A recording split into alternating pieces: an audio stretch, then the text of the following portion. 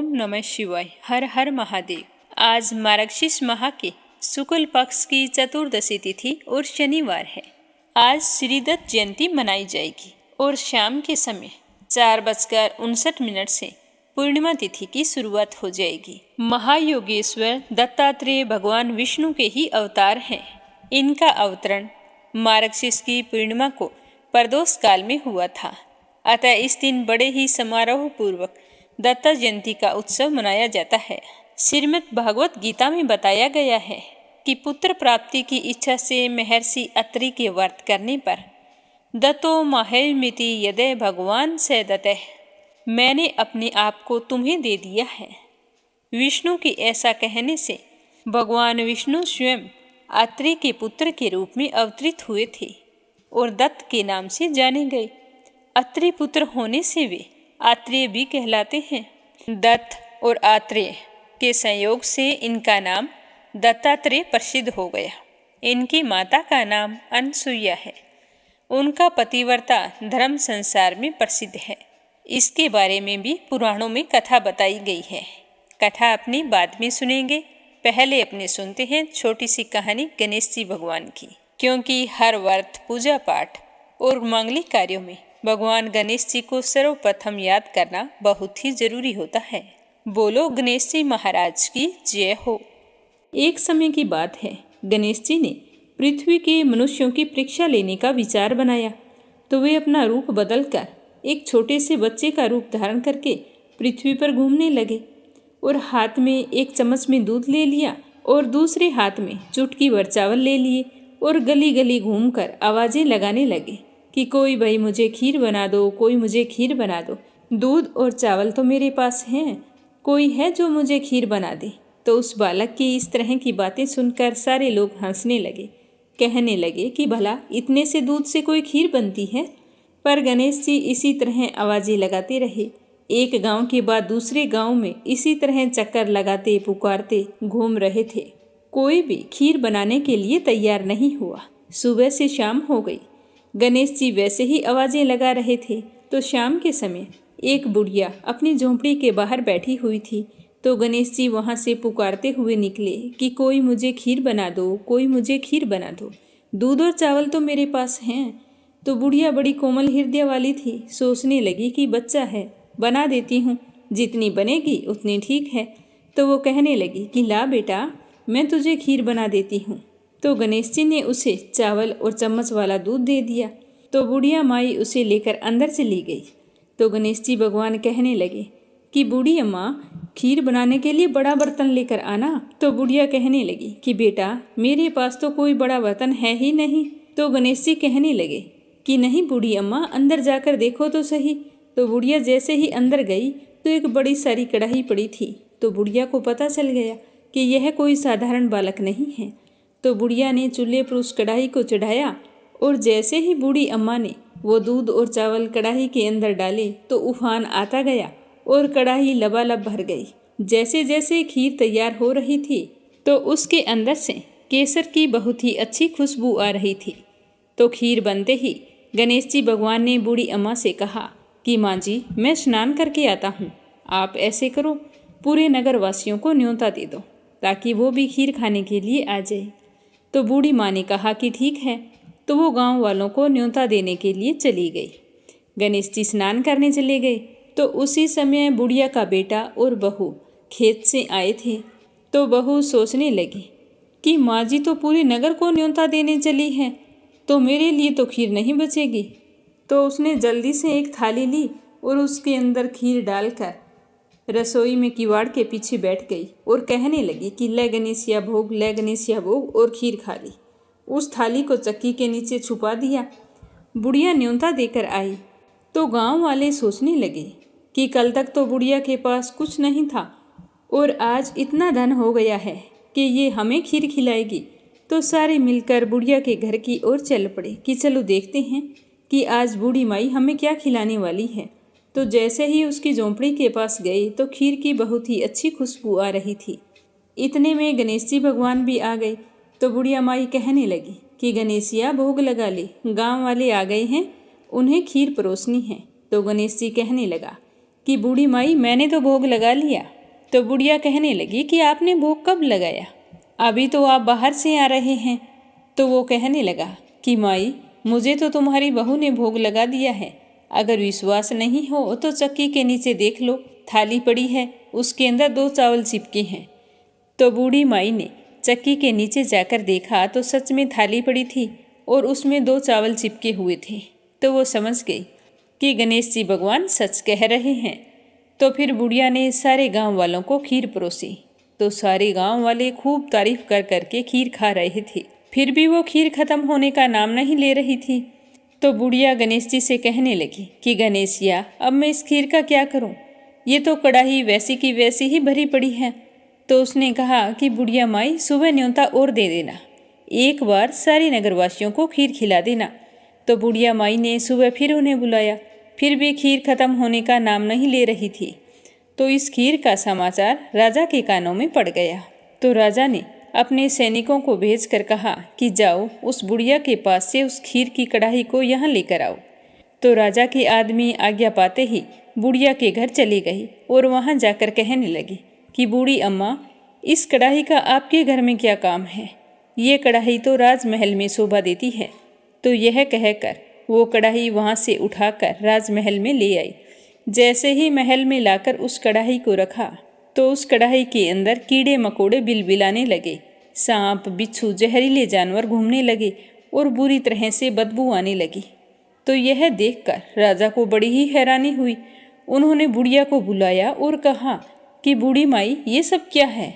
ये ले जा तेरी कढ़ाई, पता नहीं क्या जादू टोना करती है। तुम्हारे घर में तो खुशबू आ रही थी और यहाँ लाते ही इस खीर में कीड़े मकोड़े पैदा हो गए हैं और कितनी बदबू आ रही है। तो वो बुढ़िया कहने लगी कि महाराज, आप देते तो पहले देते, ये तो मुझे गणेश जी भगवान ने दिया है। यह कहकर वो उस कढ़ाई को वहाँ से अपनी झोंपड़ी पर ले आई और गणेश जी भगवान को याद करके कहने लगी कि गणेश जी भगवान, अब इस कढ़ाई का मैं क्या करूँ? तो गणेश जी वहाँ पर प्रकट हुए और कहने लगे कि बूढ़ी माई, इस कढ़ाई को तुम घर के एक कोने में गाड़ दो और सुबह उठकर देख लेना। ऐसा कहकर अंतर्ध्यान हो गए। तो बुढ़िया माई ने जैसा गणेश जी ने कहा था वैसा ही किया। तो सुबह जब बूढ़ी माई की आंख खुली तो देखा झोंपड़ी की जगह सुंदर महल खड़ा था और जिस जगह उन्होंने कढ़ाई दबाई थी उस जगह को खोद कर देखा तो उस जगह सोनों की मोहरों से भरे हुए 2 घड़े निकले। तो यह देखकर बुढ़िया और उसकी बहू बहुत ही खुश हुई और दोनों गणेश जी भगवान का जयकारा लगाने लगी। उसी दिन से बुढ़िया और उसकी बहू दोनों ही प्रतिदिन गणेश जी भगवान की पूजा करने लगी। हे गणेश जी भगवान, जैसा आपने बुढ़िया को दिया वैसा सबको देना।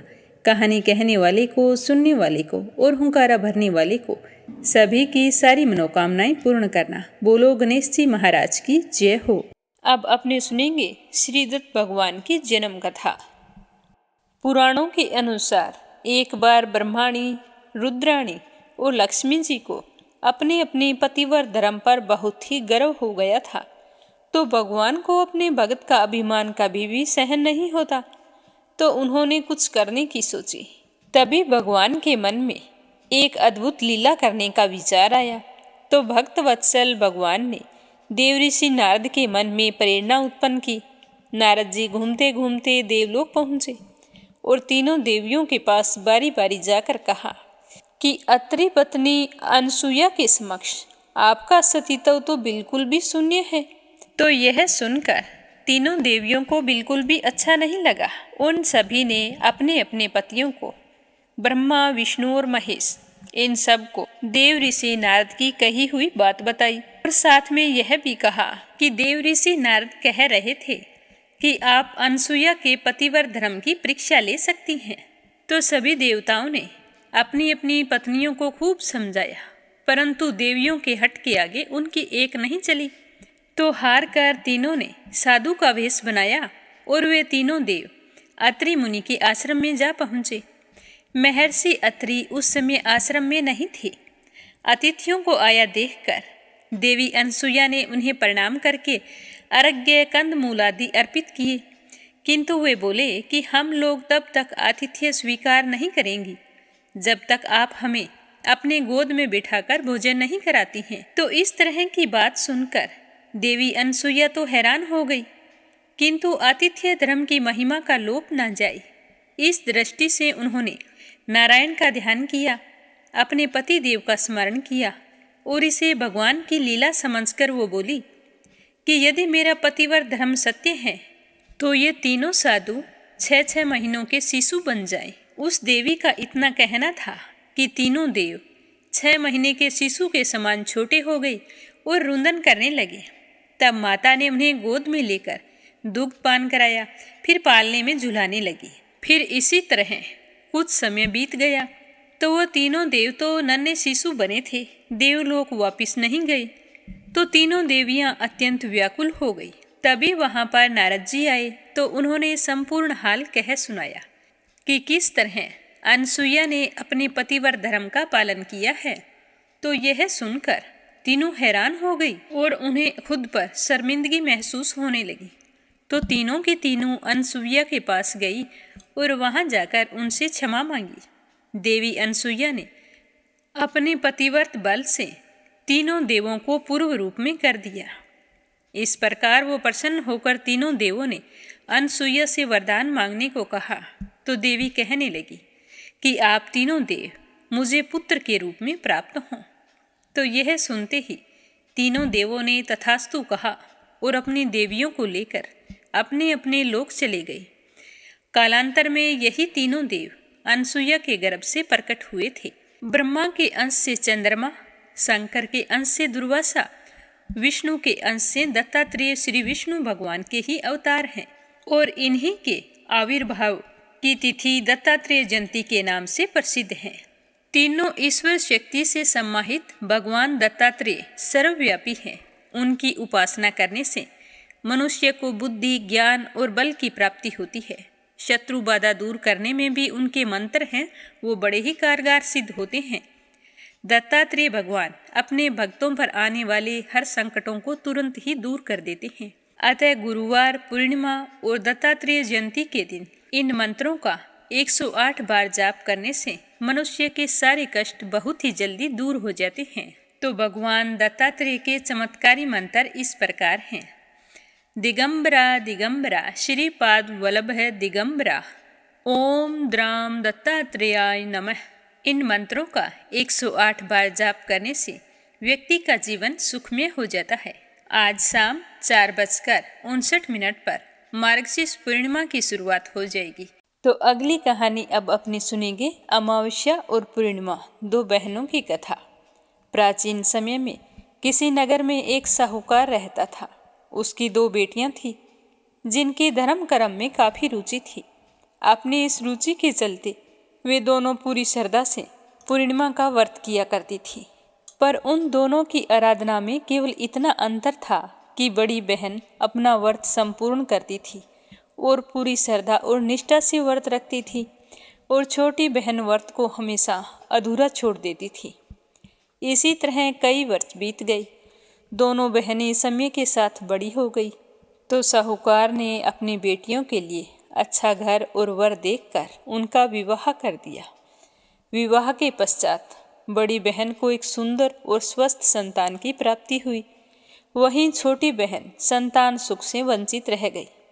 छोटी बहन को संतानें तो हुई, लेकिन जब भी संतान होती तो वो जन्म लेते ही मृत्यु को प्राप्त हो जाती। इस प्रकार अपनी संतानों को खोने से छोटी बहन पर तो दुखों का पहाड़ टूट पड़ा। उसे समझ में नहीं आ रहा था कि मुझे ये दुख क्यों मिल रहा है, मुझे संतान का सुख प्राप्त क्यों नहीं हो रहा है। तो वह अपने इस प्रश्न के उत्तर की खोज के लिए अपने पति को साथ लेकर एक ऋषि मुनि के पास गई और वहां जाकर कहने लगी कि हे मुनिवर, आपको प्रणाम है। हे मुनिवर, मैं एक दुविधा में फंस गई हूँ, आप मेरी समस्या का समाधान करें। मैंने ऐसा कौन सा पाप किया है जिसकी वजह से इतने लंबे समय से मैं संतान सुख से वंचित रह रही हूँ। संतान होती है और होते ही मृत्यु को प्राप्त हो जाती है। एक माँ के लिए इससे बड़ी दुख की और क्या बात हो सकती है। तो उसकी सारी बात सुनकर मुनि ने ध्यान लगाकर कहा कि हे पुत्री, तुमने पूर्णिमा का व्रत तो किया है, लेकिन कभी उसे विधि विधान से पूरा नहीं किया है। कभी तुमने व्रत रख लिया, कभी बीच में ही छोड़ दिया। मन आया तो पूजा कर ली, मन नहीं किया तो पूजा नहीं की। व्रत को बीच में छोड़ने के कारण तुम्हें यह दुख भोगने पड़ रहे हैं। तो यह सुनकर छोटी बहन को अपनी गलती का एहसास हो गया और वह कहने लगी कि हे मुनिवर, मुझसे जाने अनजाने बहुत बड़ा पाप हो गया है। मुनिवर, आप कृपया करके मुझे इस भूल को सुधारने का कोई उपाय बताएं। मैं सदा आपकी आभारी रहूंगी। तो ऋषि मुनि को उस पर दया आ गई। उसने छोटी बहन को विधि पूर्वक शरद पूर्णिमा का व्रत करने की सलाह दी और कहा कि बेटा, तुम पूर्णिमा के व्रत विधि विधान से पूरा करोगी तो ही तुम्हें संतान सुख की प्राप्ति होगी। केवल पूर्णिमा का व्रत ही है जिसके पुण्य फल से तुम्हें अपने कष्टों से मुक्ति मिल सकती है। तो यह सुनकर पति पत्नी दोनों ने मुनिवर को धन्यवाद दिया और घर आ गए। घर आने के बाद में पूर्णिमा तिथि आई तो उसने विधि विधान से पूर्णिमा का व्रत रखा, लेकिन उसी समय वह गर्भवती थी। तो उसे पुत्र रत्न की प्राप्ति तो हुई, लेकिन भाग्य का खेल देखो, वह संतान भी ज्यादा दिनों तक जीवित नहीं रह पाई। तो यह देखकर वह बहुत ही दुखी हुई। फिर वो सोचने लगी कि मेरी बड़ी बहन तो बड़ी ही श्रद्धा के साथ पूर्णिमा का व्रत करती है, शायद बड़ी बहन के पुण्य फल से मेरा पुत्र जीवित हो जाए। तो ऐसा सोचकर उसने अपने पुत्र को एक पीढ़े पर सुला दिया और चादर से ढक दिया। अपनी बड़ी बहन को बुलावा भेजा कि तुम्हें तुम्हारी छोटी बहन ने बुलाया है। जब उसकी बड़ी बहन आई तो वह कहने लगी कि दीदी आप आओ, मैं आपका ही इंतजार कर रही थी। तो उसकी बड़ी बहन कहने लगी कि छोटी, क्या बात थी, तुमने मुझे क्यों याद किया? तो वो कहने लगी कि दीदी, पहले आप इस पीढ़े पर बैठ जाओ, बाद में मैं आपको सब कुछ बताऊंगी। तो जैसे ही बड़ी बहन पीढ़े पर बैठने लगी तो उसका पल्लू उस नन्हे शिशु से लग गया और वह जीवित हो गया और रोने लगा।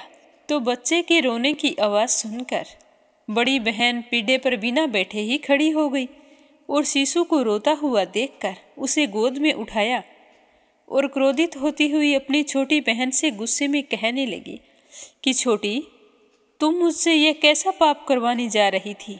अगर इस बच्चे को कुछ हो जाता तो इसे मरवाने के लिए तुमने मुझे यहाँ पर बुलाया था। मेरा यह कलंक कैसे मिटता? तो अपनी बहन का गुस्सा देखते हुए छोटी बहन हंसते हुए कहने लगी कि अरे दीदी, यह तो पहले से ही मृत था, यह तो आपके भाग्य से जीवित हो गया है। मैंने तो इसीलिए आपको बुलाया था। आपको याद है, हम बचपन से ही पूर्णिमा के व्रत रखती थी। तो आप तो कितने श्रद्धा भाव से पूर्णिमा के व्रत पूरे करती थी। मैं कभी व्रत रख लेती, कभी नहीं रखती, कभी पूजा पाठ करती तो कभी कथा नहीं सुनती। तो मैंने कभी भी पूरी आस्था से पूर्णिमा का व्रत नहीं रखा। बस ये उसी का फल है कि मुझे आज तक संतान सुख प्राप्त नहीं हुआ है और आज आपके पुण्य फलों के कारण मेरा मृत पुत्र फिर से जीवित हो गया है। दीदी, मैं तो धन्य हो गई हूँ। अब मुझे बताओ कि व्रत कैसे रखना है। अब जैसे आप बताओगी मैं भी पूरे विधि विधान से वैसे ही व्रत किया करूँगी। इस प्रकार छोटी बहन के पुत्र को बड़ी बहन के पुण्य प्रताप से नया जीवन दान मिला। जब यह बात नगर के राजा को मिली तो राजा ने पूरे नगर में ढिंढोरा पिटवा दिया कि हर नगरवासी पूर्णिमा के व्रत जरूर करें। तभी से पूर्णिमा व्रत करने की परंपरा चल पड़ी। कहते हैं कि अपना भाग्य जागृत करने के लिए पूर्णिमा का व्रत किया जाता है। पूरी श्रद्धा से अगर हम इस व्रत को करते हैं तो हमारी कोई भी मनोकामना हो वो अवश्य पूर्ण होती है। बोलो विष्णु भगवान की जय हो। अब अगली कहानी अपनी सुनते हैं भगवान श्री कृष्ण के परम भक्त कृष्णाबाई की कहानी। एक समय की बात है कि समुद्र के किनारे एक गांव में कृष्णाबाई नाम की एक बूढ़ी औरत रहती थी। वह भगवान श्री कृष्ण की परम भक्त थी। वह एक झोंपड़ी में रहती थी। कृष्णाबाई का वास्तविक नाम सुखिया था, पर कृष्ण भक्ति के कारण लोग इन्हें कृष्णाबाई के नाम से पुकारने लगे।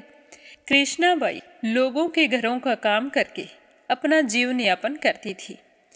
कृष्णाबाई रोज फूलों की माला बनाकर दोनों समय श्री कृष्ण जी को पहनाती थी और जब भी लोगों के घरों का काम निपटा कर आती तो घंटों बैठकर श्री कृष्ण जी से बातें किया करती थी।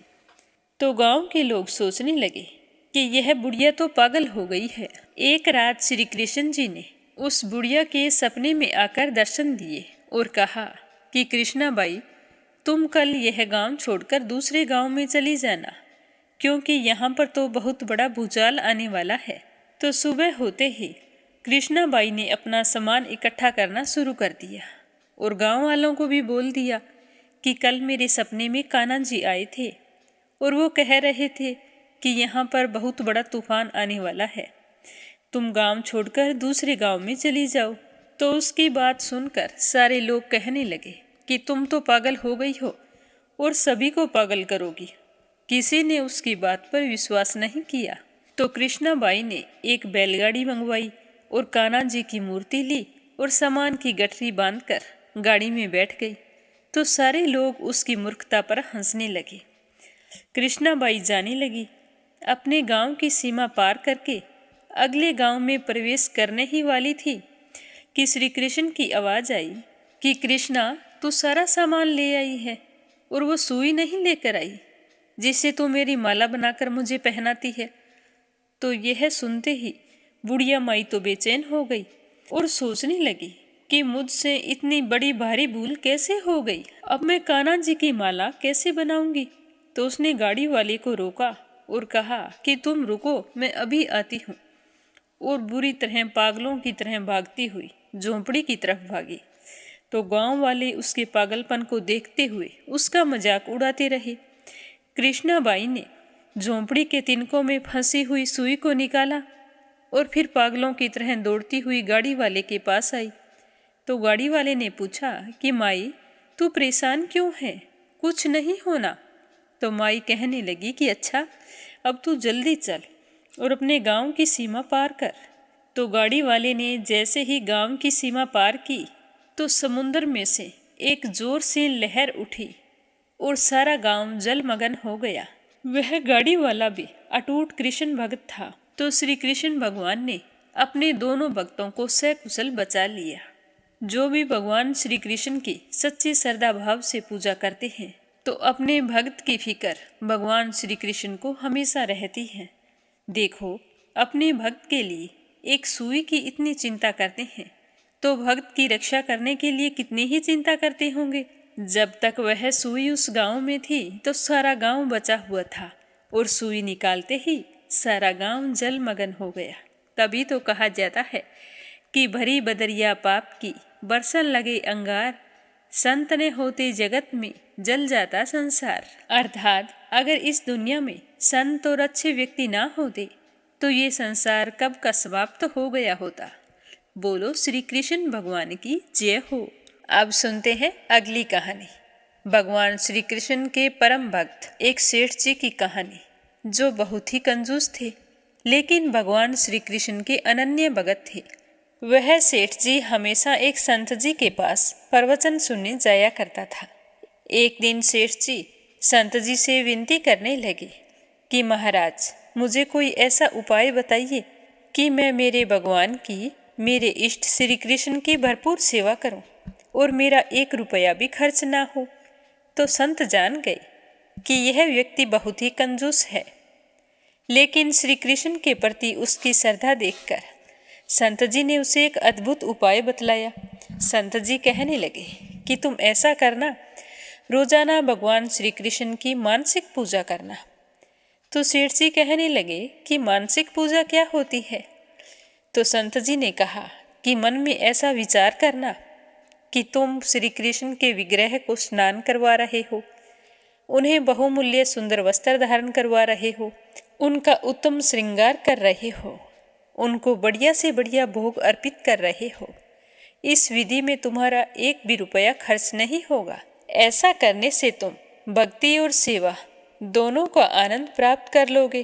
तो संत जी मुस्कुराते हुए कहने लगे कि यही मानसिक पूजा है, इसमें कोई कंजूसी मत करना।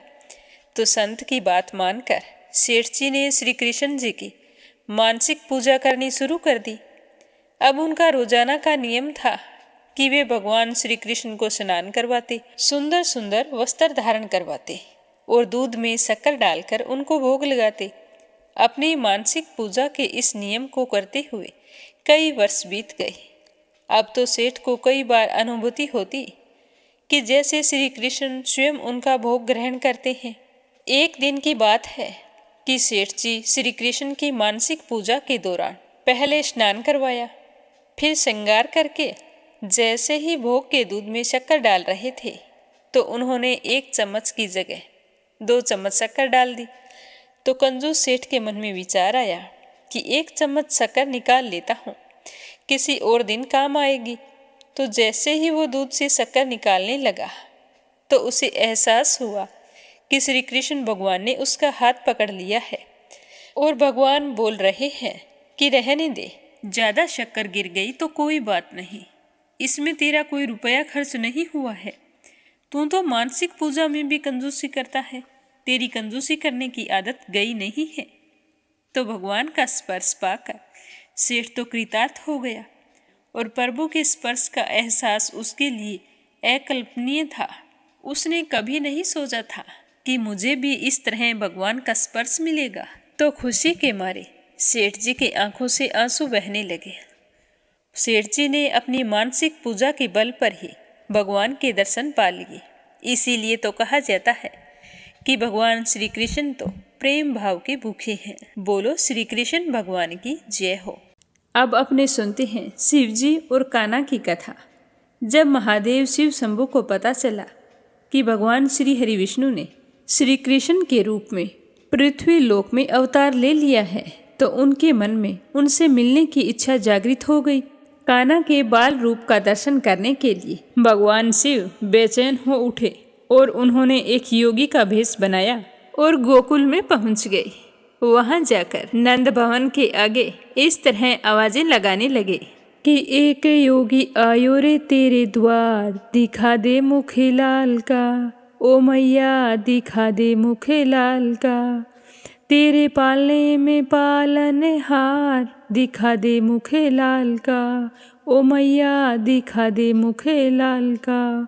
लिए अखियों में प्यास ये योगी करे अरेदास, ओ मैया दिखा दे मुखे लाल का, मैया ऐसो संजोग न टाल, दिखा दे मुखे लाल का, ओ मैया दिखा दे मुखे लाल का, तेरे भरे रहेंगे भंडार, दिखा दे मुखे लाल का, ओ मैया दिखा दे मुखे लाल का। तो भगवान बोले शंकर इस तरह योगी के वेश में आवाजें लगा रहे थे, लेकिन यशोदा मैया तो उस समय श्याम सुंदर को नहलाकर उनका श्रृंगार करने में व्यस्त थी। तो बाहर खड़े योगी की आवाज़ उन्हें सुनाई नहीं दी।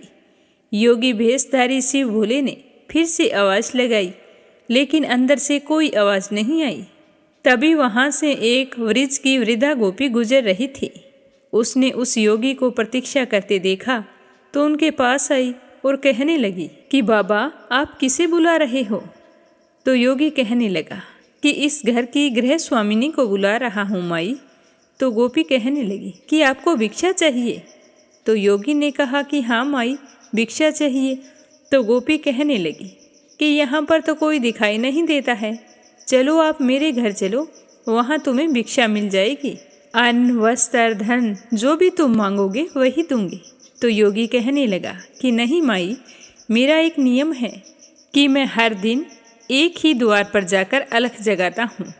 अगर उस द्वार पर कुछ मिल जाता है तो ठीक है, अन्यथा मैं उस दिन और किसी द्वार पर नहीं जाता हूँ। तो बाबा की बात सुनकर गोपी कहने लगी कि हे भगवान, ये योगी बाबा तो आज भूखे ही रहेंगे, तो ये तो अच्छी बात नहीं होगी। तो योगी कहने लगा हाँ माई, आज मुझे भूखा ही रहना पड़ेगा, जैसी प्रभु की इच्छा है वैसा ही होगा। तो गोपी बोली कि नहीं नहीं बाबा, हमारे गांव से आज तक कोई साधु भूखा नहीं गया है, यह तो सारे गोकुल के लिए लज्जा की बात बन जाएगी। बाबा तुम यहीं ठहरो, मैं अंदर जाकर देखती हूँ कि यशोदा रानी कहाँ है। ऐसा कहकर वह वृद्धा गोपी नंद भवन के अंदर गई और देखती है कि यशोदा मैया तो श्याम सुंदर का श्रृंगार कर रही थी और उन्हें लोरी गाकर सुला रही थी। और इधर बाहर खड़े योगी भेषधारी भगवान शंकर ने मन ही मन कहा कि प्रभु, आपके दर्शन किए बगैर तो मैं नहीं जाऊंगा। गोपी अंदर जाकर मैया यशोदा से कहती है कि ओ यशोदा रानी, क्या कर रही हो? तो यशोदा मैया बोली कि आओ काकी, क्या बात है?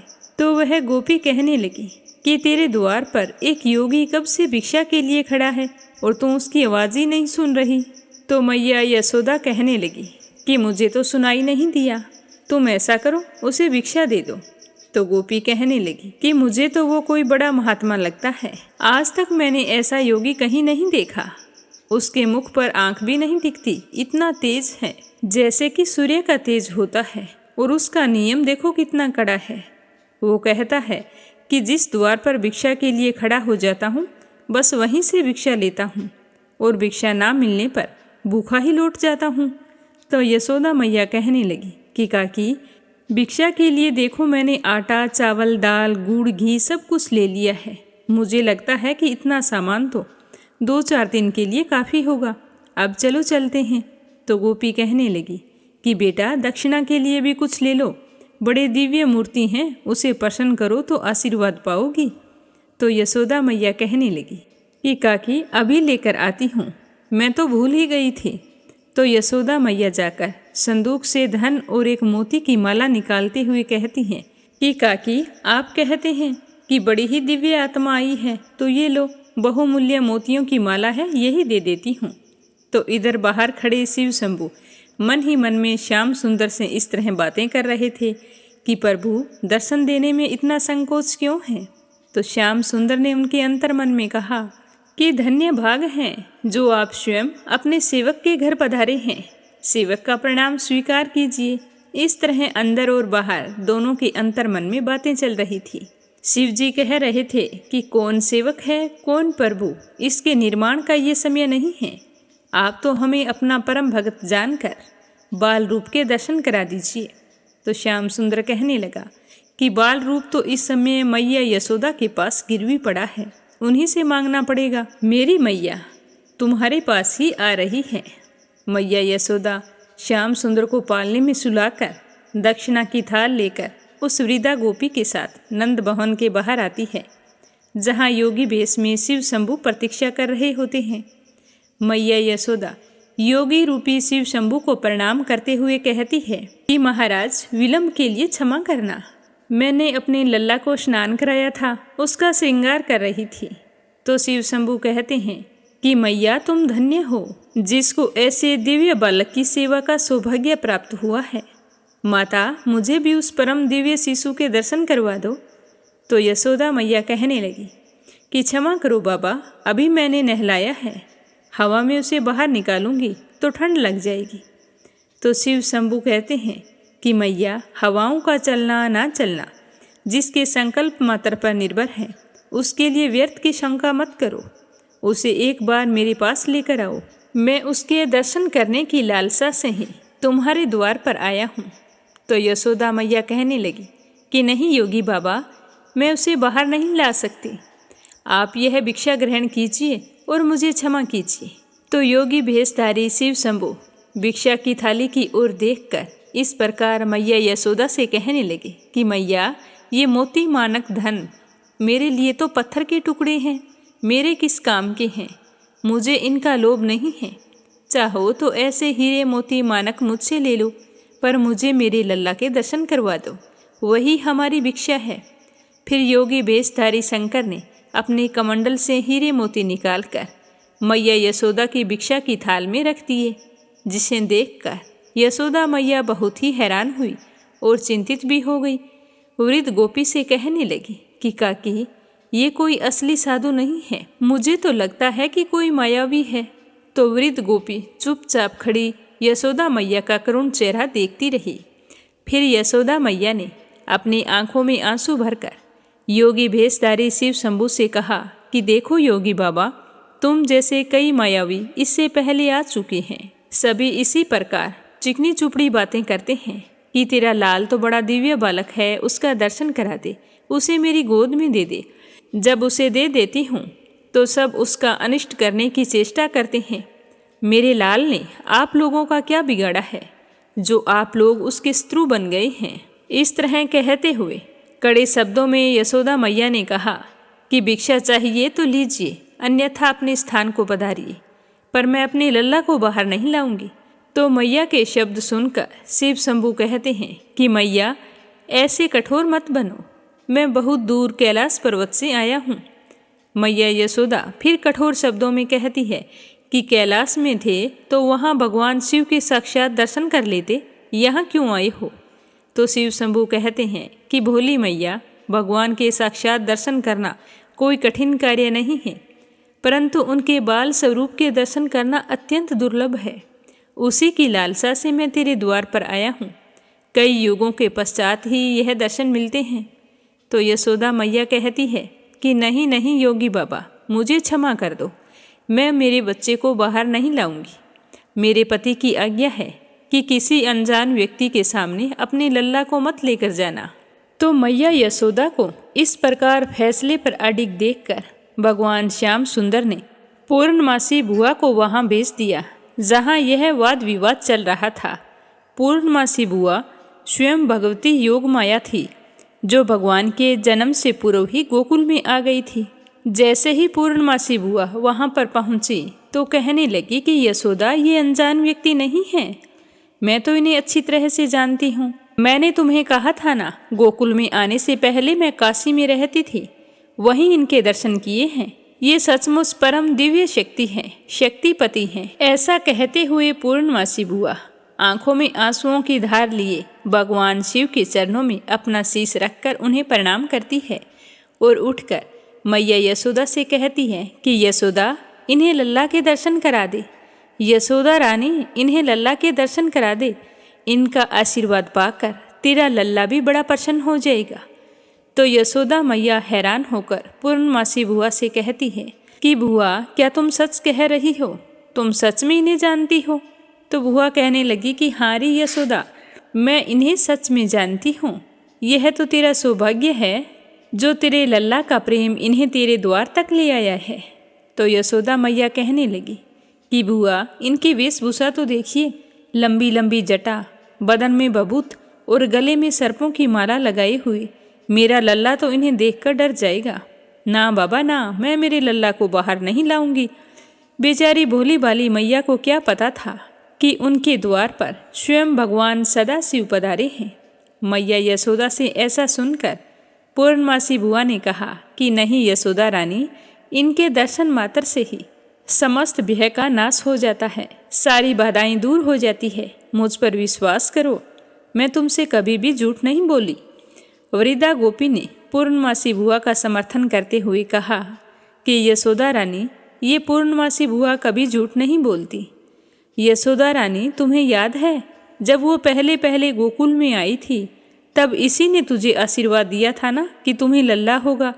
उस समय तुम सब लोग आशा छोड़ चुके थे।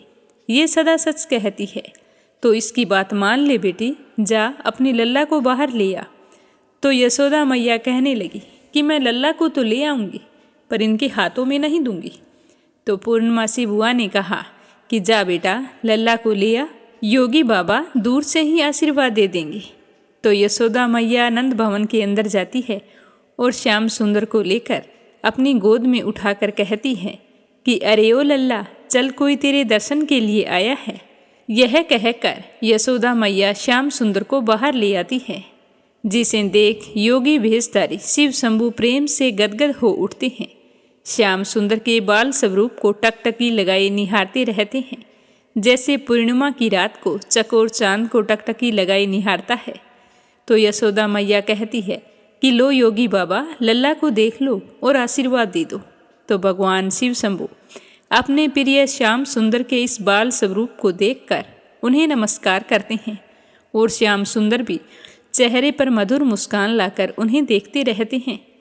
और फिर शिव शंभू मैया यशोदा से कहते हैं कि मैया, आज्ञा हो तो इनके चरणों में अपना मस्तक रख लूं। तो यशोदा मैया कहती है कि नहीं, मेरे लल्ला को छूने नहीं दूंगी। तो पूर्णमासी बुआ योगी भेषधारी शिव शंभू से कहते हैं कि पहले अपनी चरण रस तो दीजिए। ऐसा कहकर पूर्णमासी बुआ शिव शंभू के चरणों की रज लेकर श्याम सुंदर के ललाट पर लगा देती है। शिव शंभु के चरण रज श्याम सुंदर के ललाट में पड़ते ही श्याम सुंदर मन ही मन शिव शंभु से कहते हैं कि धन्यवाद प्रभु, बहुत बहुत धन्यवाद। अंतर्यामी भगवान शिव श्याम सुंदर के मन की बात को सुनकर कहते हैं कि प्रभु, ये कहाँ का न्याय है, हम कितनी दूर से आकर भी आपके बाल रूप का आलिंगन भी नहीं कर सके। जिनके श्री चरणों से निकली पवित्र गंगा को हम अपने शीश में धारण करते हैं, उन्हीं श्री चरणों को एक बार छू तो लेने दीजिए प्रभु। और फिर भगवान शिव शंभु अपने ही शरीर के एक अदृश्य प्रतिबिंब से श्याम सुंदर के चरणों का स्पर्श करते हैं और उनकी स्तुति पुरुष सूक्त से करते हैं, जो भगवान श्री श्याम सुंदर को बहुत ही प्रिय है। उसके बाद योगी भेषधारी शिव शंभु यशोदा मैया से झूम झूम के नाच नाच के कहते हैं कि युग युग जिए तेरो लाल, ओ मैया युग युग जिए तेरो लाल, मेरे नैना भये निहाल, निरख मुख लाल का, प्यासी अखियाँ हुई रे निहाल, निरख मुख लाल का। तो यह सुनकर यशोदा मैया खुश हो जाती हैं और कहती है कि योगी बाबा अपनी भिक्षा तो लेते जाइए। तो महादेव शिव शंभु ने झूमते गाते हुए कहा कि रख ले हीरे मोती तेरे, ये पत्थर किस काम के मेरे, योगी हो गया माला माल निरख मुख लाल का, मैं तो हो गया माला माल निरख मुख लाल का। ऐसा कहते ही योगी भेषधारी शिव शंभु वहाँ से अंतर ध्यान हो जाते हैं। ऐसा अनुपम दृश्य देखकर स्वर्ग लोक से समस्त देवी देवता खुश होकर फूलों की वर्षा करने लगते हैं। बोलो बाल गोपाल की जय हो। अब अगली कहानी अपनी सुनेंगे राधा रानी की। प्रेम से बोलो राधा रानी की जय हो। एक बार राधा रानी कन्हैया से रूठ गई थी और उनसे मिलने वृंदावन नहीं आई। राधा रानी से ना मिलने की वजह से कन्हैया व्याकुल हो गई और उन्होंने राधा रानी से मिलने के लिए एक युक्ति बनाई और उन्होंने चूड़ी बेचने वाली का भेष धारण किया और पहुंच गई राधा रानी की गलियों में। बोलो राधा रानी की जय हो। एक बार की बात है कि राधा रानी भगवान श्री कृष्ण से रूठ गई, क्योंकि राधा रानी का कहना था कि वो माखन ना चुराए, क्योंकि वो माखन चुराते तो सारे लोग उन्हें माखन चोर के नाम से पुकारते थे और राधा रानी को यह बिल्कुल भी अच्छा नहीं लगता था। तो राधा रानी ने कई बार भगवान श्री कृष्ण को मना किया, पर वो राधा रानी की सारी बात मानते थे। माखन चुराने वाली बात के लिए किसी की नहीं सुनते थे। तो एक दिन राधा रानी कान्हा जी से नाराज हो गई और उससे मिलने के लिए वृंदावन नहीं गई। तो कन्हैया बहुत ही बेकरार हो गई राधा रानी से मिलने के लिए, क्योंकि वो समझ गए थे कि जरूर राधा रानी नाराज है। तो कन्हैया उन्हें मनाने के लिए और उनके प्यार की परीक्षा लेने के लिए एक लीला की। ब्रिज में एक चूड़ी बेचने वाली स्त्री को मनिहारिन कहते हैं। तो मायापति कन्हैया ने साड़ी पहनकर घूंघट निकाल लिया और चूड़ी बेचने वाली का भेष बनाकर बरसाने की गलियों में घूमने लगी। मनिहारिन के रूप में कन्हैया बहुत ही सुंदर लग रहे थे। उनके नेत्रों में लगा काजल, वेणी में लगा हुआ गजरा, हाथों की चूड़ियाँ सबके मन को हर्षा रहे थे। उनके बाहों में बंधा बाजूबंद और अंगुलियों में पहनी हुई अंगूठियाँ, गले का चमकता हार और नाक पर पहनी नथनी उनके श्याम वर्ण पर अत्यधिक शोभायमान प्रतीत हो रहे थे। तो इस प्रकार कन्हैया नर से सुंदर नारी बनकर बरसाना की गलियों में आवाजें लगा रहे थे। समस्त लोगों का स्वामी अपनी प्रिया को मनाने के लिए उनके महल के नीचे आवाज लगाकर चूड़ी बेचने लगे और बहुत ही मीठी मीठी आवाज से पुकारने लगे। तो उनकी मधुर पुकार सुनकर राधा रानी से रहा नहीं गया और अपनी ललिता सखी से कहा कि जाओ चूड़ी बेचने वाली को महल में बुलाकर लाओ। तो राधा रानी के कहने पर ललिता उन्हें बुलाने के लिए चली गई और कन्हैया चूड़ी बेचने वाली का रूप धरे राधा जी के सामने प्रस्तुत हो गए। तो उसे देखकर राधा रानी ने चूड़ी बेचने वाली से कहा कि सखी, तुम मुझे बहुत प्यारी लग रही हो, क्योंकि तुम्हारी कद काठी, चाल चलन और आवाज भी मेरे कन्हैया के जैसी है। तो यह सुनकर कान्हा जी को लगा कि कहीं राधा रानी को पता ना चल जाए। तो वो भयभीत हो गए और तुरंत अपनी बात बदलते हुए कहने लगे कि स्वामिनी, आपको कौन से रंग की चूड़ी दिखाऊं? लाल, हरी, गुलाबी, बैंगनी, पीली, मेरे पास सभी रंगों की चूड़ियां हैं।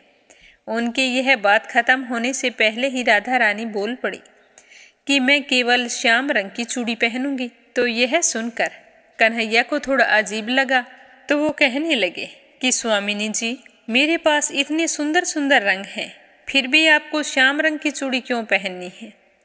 तो उसकी बात सुनकर श्री राधा जी कहने लगी कि मेरे प्राणों से प्यारे कन्हैया का रंग भी श्याम है, तो सारी सृष्टि में उस रंग से प्यारा रंग मेरे लिए कोई दूसरा नहीं हो सकता।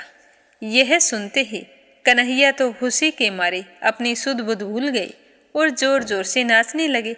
नाचते नाचते उनके सर से साड़ी का पल्लू नीचे खिसक गया और उनकी चोरी पकड़ी गई। यह देखकर राधा रानी से भी रहा नहीं गया और उन्होंने अपने कन्हैया को गले से लगा लिया।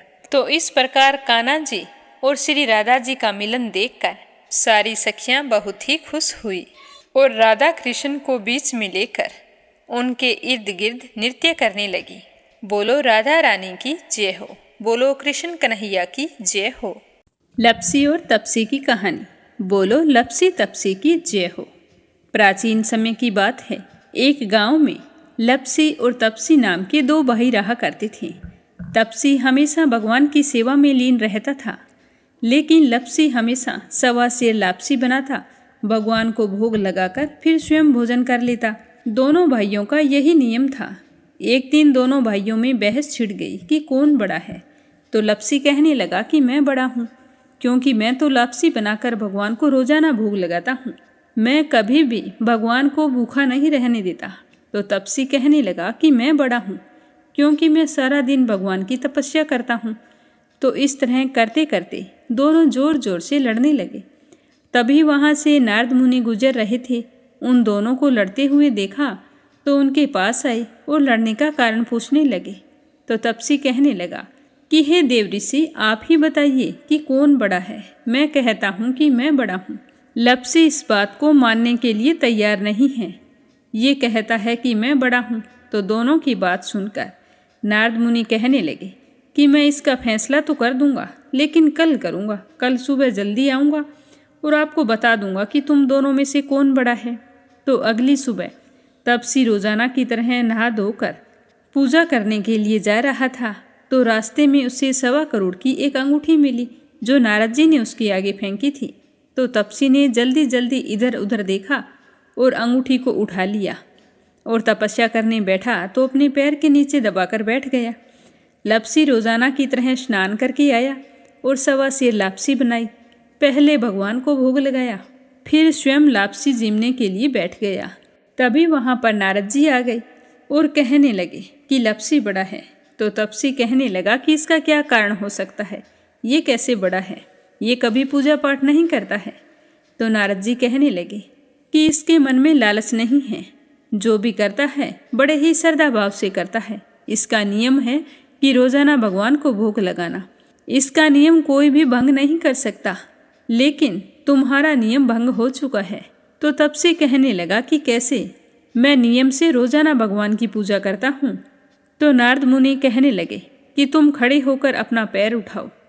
तो तपसी जैसे ही खड़ा हुआ तो उसके पैर के नीचे 1.25 करोड़ की अंगूठी पड़ी थी। तो नारद जी कहने लगे कि तूने इसे चुराया है, जिससे तेरी तपस्या भंग हो गई है। तपसी हाथ जोड़कर नारद जी के सामने खड़ा हो गया और कहने लगा कि मुझसे गलती हो गई, आज के बाद मैं ऐसी गलती कभी नहीं करूँगा। मैंने बहुत ही सच्चे मन से पूजा की है। आप ही मुझे बताइए कि मुझे मेरी पूजा का फल कैसे मिल सकता है। मैं आपसे वादा करता हूँ कि आज के बाद मैं कभी चोरी नहीं करूँगा। तो उस तरह उसके दीन वचन सुनकर नारद जी को उस पर दया आ गई और नारद जी कहने लगे कि तेरी तपस्या का फल कार्तिक स्नान करने वाला ही दे सकता है। तो तपसी पूछने लगा कि वो कैसे। तो नारद जी ने बताया कि कार्तिक माह में कार्तिक स्नान करके जो भी सारी कहानियाँ सुनकर तुम्हारी कहानी नहीं सुनेगा, तो उसके कार्तिक स्नान का पुण्य फल उससे छूटकर तुम्हें मिलेगा। अगर कोई दिए से दिया जलाएगा तो उसका पुण्य फल भी तुझे ही मिलेगा। अगर घर की सारी साफ सफाई करके दहलीज की सफाई नहीं करेगा तो उसका पुण्य फल भी तुझे ही मिलेगा। रोटी सारी बना ले, लेकिन गाय और कुत्ते की रोटी ना बनाए तो उसका पुण्य फल भी तुझे ही मिलेगा। और घर पर बहन सुहासिनी आने पर उसे सूट, साड़ी, तीवल जो कुछ भी देते हैं, भेंट स्वरूप अगर कुछ पैसे नहीं देंगे तो उसका पुण्य फल भी तुझे ही मिलेगा। तो इस तरह नारद जी ने तपसी को पुण्य प्राप्ति का मार्ग बताया, जिसे सुनकर तपसी बहुत ही प्रसन्न हुआ और भगवान की पूजा में लीन हो गया। तभी से कहा जाता है कि हर व्रत कथा और कहानी के बाद में लपसी तपसी की कहानी जरूर सुननी चाहिए। इस कहानी को सुने बिना हमें चाहे कार्तिक का महीना हो या वैशाख का महीना हो, हमें उसके स्नान का पुण्य फल नहीं मिलता है।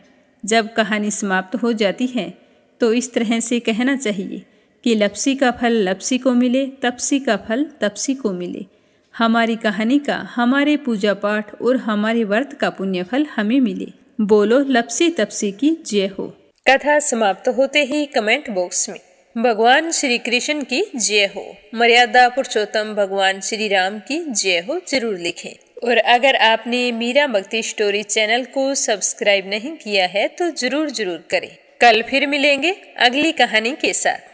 तब तक आप सभी की मंगल कामना के साथ ओम नमः शिवाय। हर हर महादेव।